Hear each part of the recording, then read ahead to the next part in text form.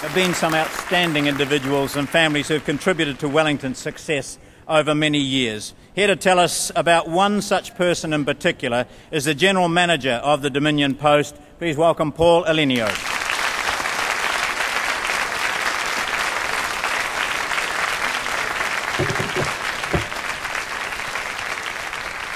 Good evening. The Honourable Stephen Joyce and other members of Parliament, members of the Diplomatic Corps, mayors and distinguished guests, ladies and gentlemen. For the last 6 years we've taken the opportunity of this illustrious gathering to honour someone who has made an outstanding contribution to business in our region for many years.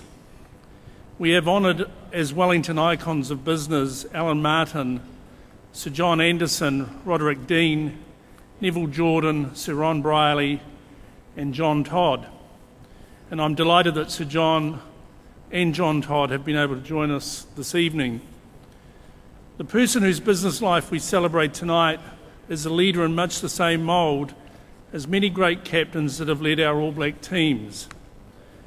The skills, of course, that are required are similar: developing a compelling game plan or strategy, ensuring you have the best talent on the team, setting high standards, preparing well, implementing change and improving performance.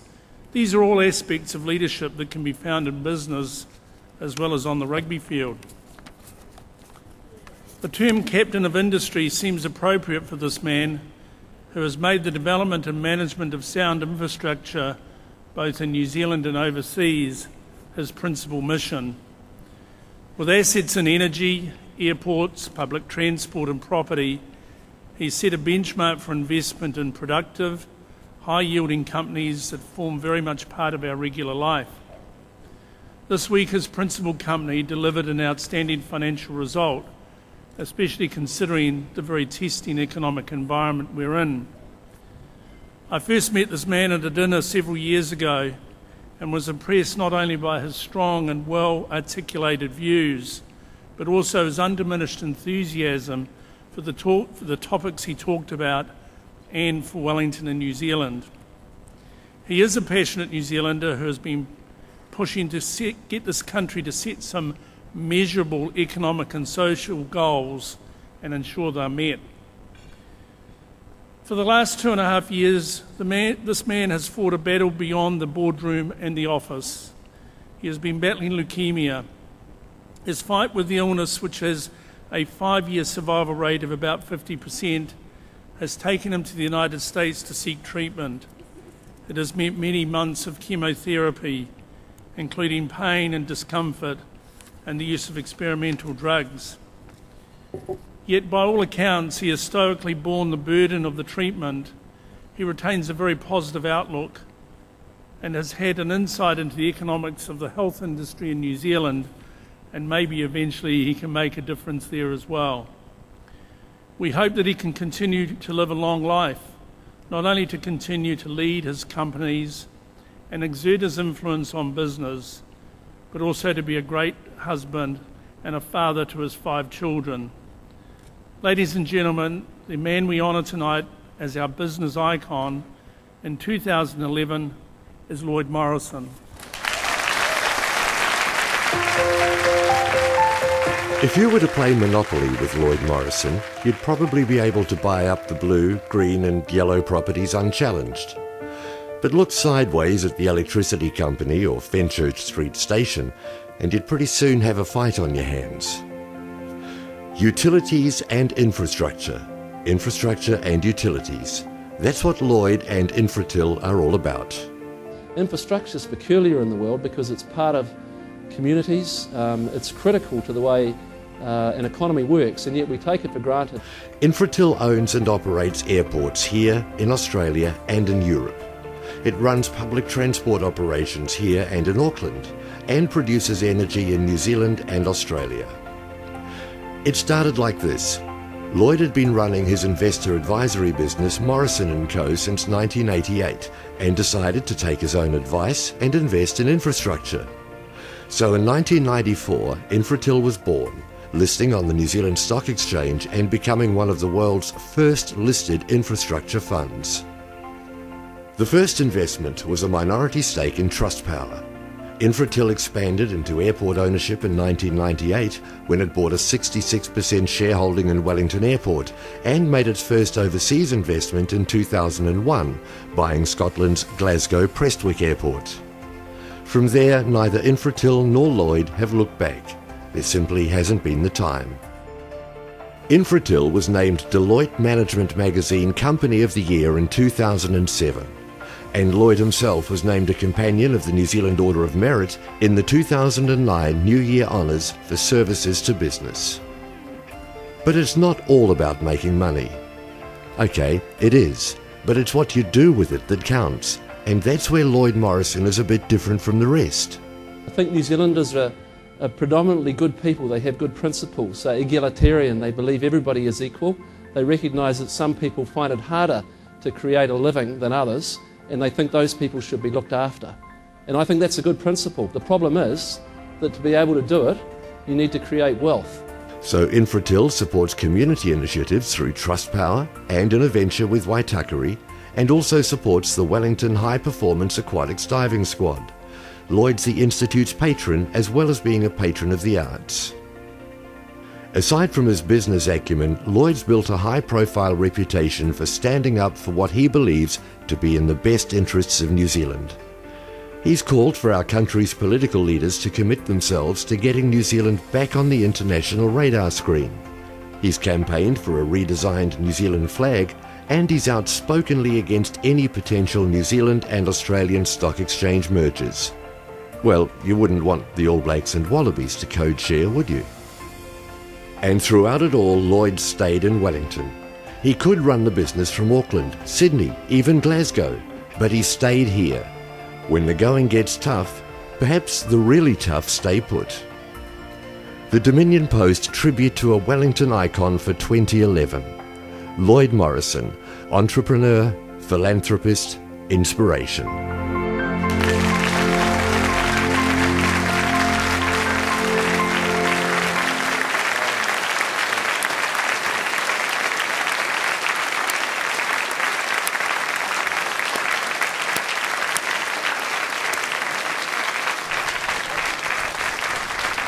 I think I look better with hair.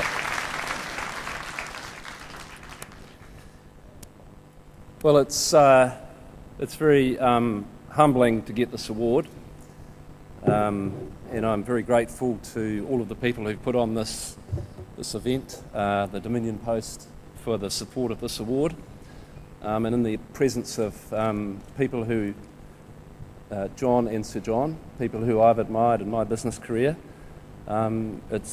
It's a humbling experience. It is about 2.5 years since I was diagnosed with leukemia, and unfortunately the standard stats for leukemia are about 50% survival for 5 years, but unfortunately I had what they call adverse cytogenetics, so the DNA of my disease was made it pretty rare, and the stats in my case I think were less than 5% lasting 2 years. So one of the things I have learnt about our health system here is it's a very good system, but what we suffer from in New Zealand is scale and lack of wealth, and it's something that we all have to come to grips with as a community. When you spend a lot of time in hospital, you see people who are too young to die. You see people who are getting very good medical attention, but we are constrained by the wealth that we create. And so that the message, or that comment that I made a few years ago when I had hair, is absolutely true. You can't give away what you haven't earned. So one of the secrets to success, I think, is business is about having the right attitude, the right state of mind. You've got to have an ongoing ambition and an ongoing commitment to create success, and it's not a short-term thing. So I think our community, Wellington, New Zealand, all of our businesses, we need to think big, and we need to think it on a long-term basis. I think it would be great if we won the Rugby World Cup, but personally I'm much prouder of our long-term performance and our win-loss record of over 80%. So this year I'd rather be at Manchester United than Manchester City. And I think we need to get that right in business. The rewards are great. You work with tremendous people. It's been a huge privilege for me working with some amazing people, both throughout the organisations we work or we're involved with, and also in the head office. Of course, when you're sick, you also realise that you don't get anywhere without support from a lot of people, and my life certainly, I wouldn't have been able to achieve what I've achieved in business without the support of my lovely wife Julie and my children, who've been very forgiving for the commitment I've had and the passion I've had in terms of the workspace, my friends and my wider family. So it's not forgetting that. Those things are absolutely critical, and you find that out when you're sick. But there are some tremendous rewards. When I was in the US, I was over there for about 9 months, and I missed Wellington very, very much. And it's been tremendous to come back. But about 5 or 6 years ago, we were pursued regularly to buy our business. And it's rather flattering for a while.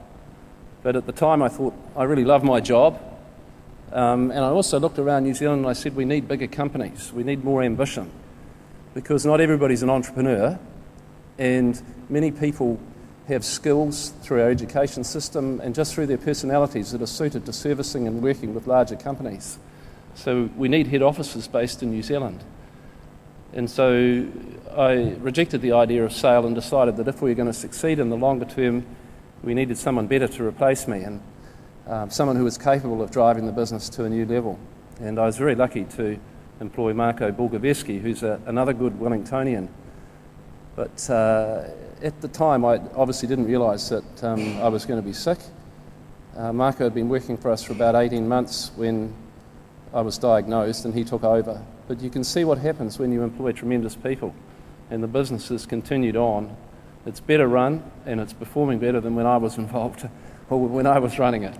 But that actually is that's a very heartwarming thing. And I was at the results presentation yesterday, and it's quite amazing when you do set your sights on big goals. So when we started Morrison & Co, I started it by myself in an office by myself. In 1994, we started Infratil, and I think we raised 25 million in the first instance. But today the business has really grown in scale. But a year ago we bought a big multinational business, Shell. And it's hard to imagine that when we started we could ever have thought that we could afford to buy Shell in New Zealand. This is a business that in the last year generated cash flows of over 200 million, free cash flows, that ordinarily would have been invested somewhere else internationally, but from now on are being invested in New Zealand. It's got a turnover of 2.6 billion. And we manage money for the super fund as well, about 1.1 billion. So the combination of the two, that's a business that's run by the business that I started, Morrison & Co. And it's quite a privilege to be involved with people who are capable of doing that. So what I would ask of all of you is set your sights on coming back here, taking my place or someone else's place, having been in business for another 20 years and expanded internationally, employed fantastic people, and set your sights way beyond what they may ordinarily be. And for those of you involved in councils, and for you, Mr Minister, we need a tunnel to the airport. We're not looking at small stuff. We want to keep the momentum going. And I would ask that you people have vision as well too. Do the hard stuff. In the longer term, we all benefit from it. We couldn't have a successful Rugby World Cup here if we hadn't built that stadium. And yet I know that going back in time, many of the people, even in this room, would have been against building it. So you need to have vision and ambition. So good luck to you all. Thank you.